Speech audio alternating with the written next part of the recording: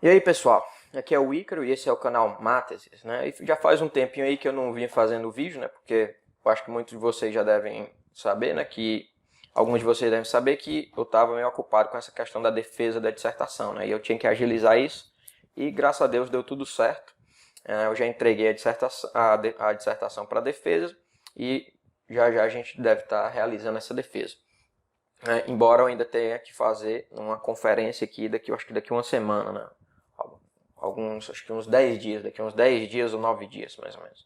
Eu farei uma conferência aí para um grupo de pesquisa. Então, como vocês viram lá na comunidade, é bom que vocês sempre acompanhem a aba comunidade lá, porque eu sempre vou estar fazendo, pedindo sugestões para vocês por lá, e vocês façam interações para eu saber mais ou menos a orientação dos vídeos, ideias para os vídeos, etc. Então sempre acompanhem lá a aba comunidade. E eu coloquei lá na aba comunidade, há uns dias atrás, sobre duas opções de vídeo, que era a questão da finalidade do Trivium e a questão do Alexandre Porto, porque ele ainda não entendeu que ele está errado, ele fundamentalmente está errado, né? Porque ele ainda não entendeu que é lógica pura. Então, a ideia do vídeo seria justamente explicando, né, o que é a lógica pura, a distinção entre lógica pura e lógica aplicada, verdades lógicas, a noção de verdades lógicas no sentido estrito, e explicando isso ficaria muito claro, né, por que ele está errado. Só que isso tomaria um pouquinho mais de tempo, eu precisaria de um pouquinho mais de tempo, então eu resolvi fazer o segundo vídeo. Até porque o negócio ficou muito balanceado, né? O vídeo sobre o Alexandre por vezes eu por uma margem muito pequena. Então, eu vou justamente fazer nesse vídeo sobre essa questão do Trivium, né? Que é uma coisa que é meio que deixada de lado, né? Porque é até compreensível, porque o Trivium ainda é um tópico muito pouco desenvolvido, né, no ambiente intelectual brasileiro, né? É uma questão muito nichada ainda. Então, quando as pessoas que têm um contato com a tradição das artes liberais, né, elas passam um tempo muito maior apresentando a proposta pedagógica do Trivium, as disciplinas do Trivium, explicando coisas básicas do Trivium, porque é uma coisa completamente ignorada ainda no Brasil, embora se tenha já uma um amplo desenvolvimento relativo, por exemplo, nos Estados Unidos, né, em outros países, como na Itália, etc., na Europa. Então, aqui no Brasil ainda é uma coisa nova, então perde-se muito tempo tratando dessas coisas mais básicas. E um dos pontos fundamentais é justamente a finalidade do Trivium, que é um ponto que normalmente não é tão tematizado, não é tão articulado, né? E esse vídeo aqui é justamente tentando discutir alguns pontos, fazer algumas considerações que eu julgo pertinentes, né? Que, digamos assim, algumas respostas que normalmente são dadas, né, principalmente ali tomando a tradição ali do John Sansbury, né, que eu acho que não são tão satisfatórias. E a gente vai ver por que elas não são tão... O que é isso que eu acho que não é satisfatório e por que eu acho que é insatisfatório, como uma proposta da finalidade do Trivium. Então essa vai ser a orientação do vídeo. Não se esqueça de se inscrever no canal, curta, compartilhe, qualquer questão aí, coloque aí nos comentários as suas dúvidas, as suas considerações para a gente refletir junto. E se inscreva no canal e vamos lá para o vídeo.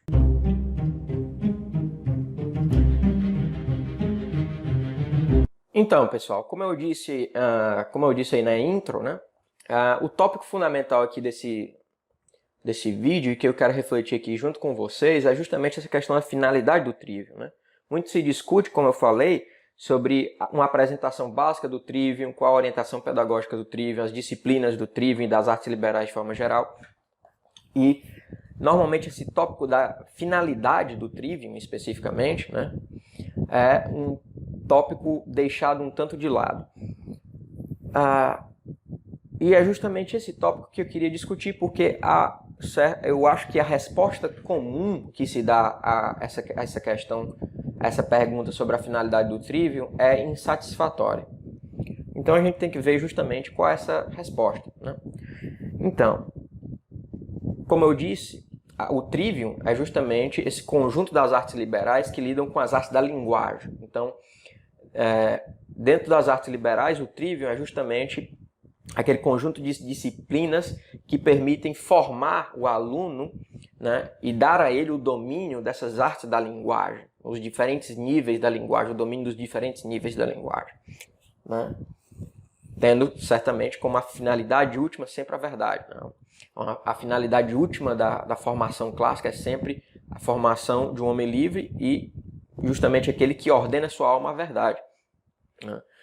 Então, justamente as disciplinas do Trivium visam justamente essa formação com vistas ao domínio das artes da linguagem, pois essas são indispensáveis, né, para a formação do homem livre, do intelectualmente livre.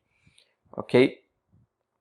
Então, visa justamente se perguntar qual a por meio desse processo de domínio dessas artes, né, da linguagem, qual é a finalidade, né, nessa formação. E a resposta normalmente que se dá é a resposta que se dá normalmente é aquela, né, que se vincula ao John de Salisbury no século XI, né, que é justamente, inclusive quem quiser uma dica sobre essa questão de materiais, principalmente em português, aqui no Brasil, normalmente o que se menciona é os livros da irmã Miriam Joseph, né, que foram traduzidos pelas Realizações, mas eu não gosto muito dali porque aquilo não é fidedigno com a tradição genuína das artes liberais. Eu certamente indicaria essa coleção aqui para vocês, que é a coleção do Instituto Hugo de São Vítor, né, que é uma coleção justamente que realmente resgata uma orientação da formação clássica das artes liberais, né, realmente em orientação com os estudos clássicos, né, inclusive ali em diálogo com a formação, por exemplo, na Ratio Studiorum e por aí vai. Então, quem quiser realmente fazer um estudo, né, nessa orientação, claramente é melhor ir por essa coleção do que ir para os livros, por exemplo, da irmã Miriam Joseph. Ok? Então, dito isso, retomamos aqui a questão lá da finalidade. Então, como eu ia dizendo, normalmente a resposta que se dá e que eu julgo insatisfatória é uma resposta que normalmente se vincula ao John de Salisbury, né, no século XI, que é a resposta que diz que a finalidade do Trivium é a formação, né, a aquisição de um hábito intelectual, de uma virtude, que é a virtude da eloquência. Ok? E por que é que eu acho que essa é uma resposta insatisfatória? Em primeiro lugar, pela seguinte razão.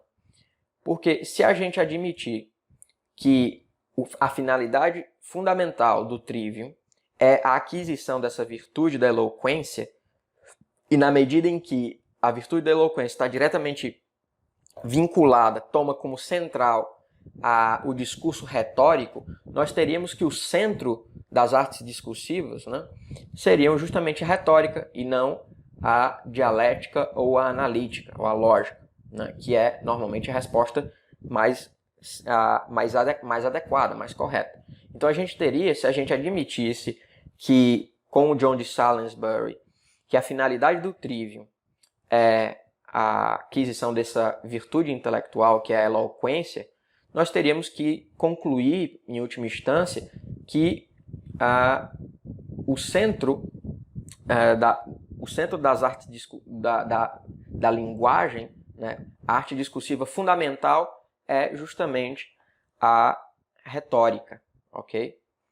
E isso é claramente contraintuitivo, né, porque a retórica ela tem um nível, né, dentro das caracterizações aristotélicas, ela está num nível muito inferior ao da analítica. Na analítica lógica, ela lida justamente com os discursos que lidam com a demonstração. E é justamente nesse âmbito que você tem a constituição propriamente dita da ciência. Uma ciência, enquanto se constitui como ciência madura, como ciência plenamente articulada, como conhecimento fundamental, se dá justamente nesse âmbito da analítica, que é a partir dos silogismos demonstrativos. Ok?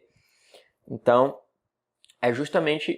Então fica claro por meio dessa caracterização, a dialética é justamente os discursos prováveis e a retórica lida justamente com aqueles discursos, os discursos de convencimento por plausibilidade.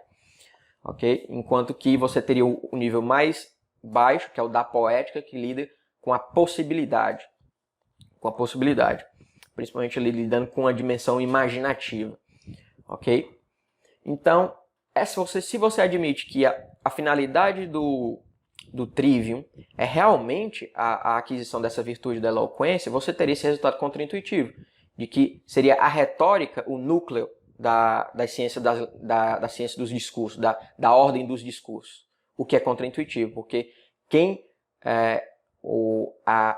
a disciplina, né, ou a ordem do discurso que está no ápice, que tem a sua posição no ápice da hierarquia, é a analítica, ou a lógica, ok? Então, o que se tem justamente é esse resultado contraintuitivo. Então, a gente teria que articular uma virtude intelectual, que se adeque justamente a essa estrutura da ordem dos discursos, né? Que começa do discurso poético e vai até o discurso analítico, né? Que por sua vez tem um paralelo, essa ordem dos discursos, né? Tem um paralelo na ordem do conhecimento também, né? Numa ordem epistemológica. Ok? Então, a gente teria que articular uma virtude intelectual que forma justamente, na medida em que você adquire, né, um hábito intelectual de domínio dessas artes da linguagem, né, você teria justamente a posse e o domínio fundamental dessa disciplina superior que diz respeito justamente a essa disciplina fundamental que estaria na articulação geral dessas disciplinas, tendo a lógica como a sua disciplina superior, como a ordem do discurso superior. E eu acho que, embora eu não tenha ainda refletido substancialmente sobre essa questão, eu acho que uma sugestão que a gente encontra, por exemplo, nos comentários de Santo Tomás, nos analíticos posteriores, nos dá um indício muito interessante, que é que Santo Tomás, quando vai ali no introito ali dos analíticos posteriores, ele vai mencionar justamente que quando você chega no âmbito da analítica, você está justamente no que ele chama de scientia rationalis. Então, você teria uma filosofia racional, a filosofia racional, a sabedoria racional, é justamente essa sabedoria que articula essa ordem dos discursos. Então, uma sugestão que eu tomaria é justamente tomar esse hábito intelectual, que seria um hábito intelectual da racionalidade, a virtude da racionalidade. Então, uma primeira reflexão que me daria sobre, que eu sugeriria como finalidade do trivium, não seria a virtude da eloquência, mas a virtude da racionalidade, né? Racionalidade, obviamente, aqui não no sentido racionalista moderno, né, que está ali vinculado com o racionalismo ali a partir de Descartes, né, a partir de Descartes.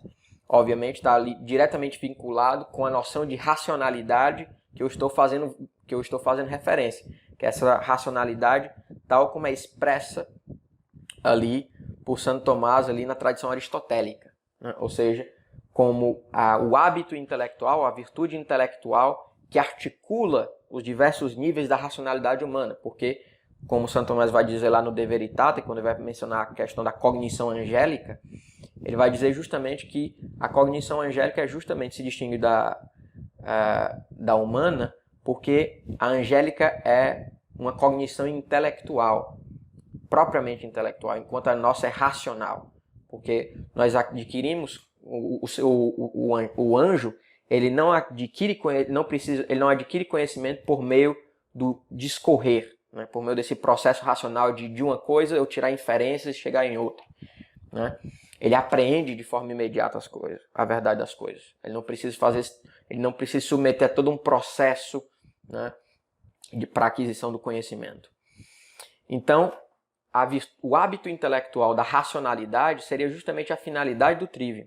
Ou seja, a finalidade do trivium é justamente esse hábito intelectual, essa virtude intelectual que permite, né, formar esse hábito que articula os diversos níveis, né, do discurso, da ordem do discurso humano. Ok? Seria essa virtude, essa que eu estou chamando aqui de virtude da racionalidade, que seria a finalidade do trivium e não a eloquência. Porque, como eu disse antes, se a gente admitir que é a eloquência que é a finalidade, que é o fim do trivium, das artes da linguagem, a gente concluiria, né? A gente teria como conclusão que seria a retórica que seria a ordem do discurso fundamental, o que é contraintuitivo, né? O que é falso, na verdade, não só contraintuitivo, mas falso, porque é na analítica, a lógica, que tem o núcleo, porque é nela que radica o nível superior da ordem do discurso. Então, mas obviamente, as outras são partes potenciais dela, né? Então, esse hábito intelectual, que seria a finalidade do trivium, deveria ser justamente esse hábito intelectual que é o articulador desses níveis do discurso, e que eu estou chamando aqui de virtude da racionalidade. Então, basicamente essa é a reflexão que eu queria fazer com vocês.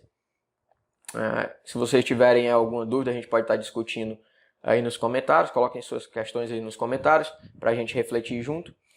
Inclusive, até porque isso é simplesmente um ponto que eu já tinha em mente, né? Que eu lendo sobre essa questão do trivium, eu não julgava satisfatória essa resposta sobre a virtude da eloquência, né? Justamente por esse resultado contraintuitivo. Então, basicamente é isso, pessoal. Essa foi a ideia do vídeo. Não se esqueça de se inscrever no canal, curtam, compartilhem, divulguem nas redes sociais. E logo mais aí eu vou estar fazendo esse vídeo sobre o Alexandre Porto, né? Sobre essa questão da lógica pura e toda essa questão da suposta demonstração que ele faz a partir da lógica pura, né? Da seleção natural a partir da lógica pura. E o vídeo vai ser justamente mostrando por que, né, essa via do que ele diz de demonstração pela lógica pura está completamente errada, porque ele não entende o que é lógica pura, né? E a gente vai justamente tentar refletir sobre o que é a lógica pura, qual a distinção, qual a diferença entre lógica pura e lógica aplicada, e isso está diretamente ligado com as noções como verdades lógicas, propriedades lógicas, formas lógicas, etc. e tal. Então, basicamente é isso, pessoal. Um abração aí a todos e até mais.